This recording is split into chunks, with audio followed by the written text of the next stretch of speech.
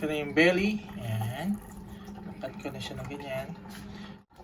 Ito naman yung ating chicken. Ipupuk lang natin. At para sa ating seasoning, sa ating barbecue, ito yung gagamitin natin guys. Sinigang mix. And then some tablespoon. Tansyahin nyo na lang. White pepper. Seasoning. Ayan.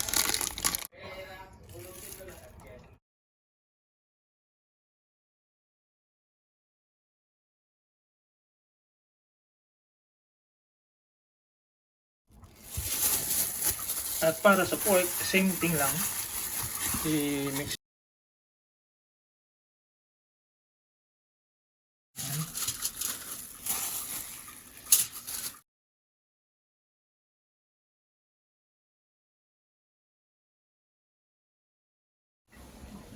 Check na natin guys yung ating. Wow!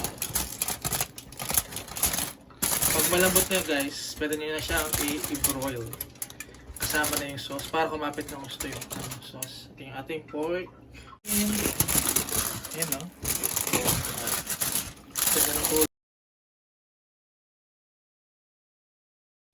Ayan, manalig na ulit natin sa ating oven. And then, ayan na siya guys. So, ibalik na rin lang natin ha. Ayan na. So, i-flip lang natin. Ayan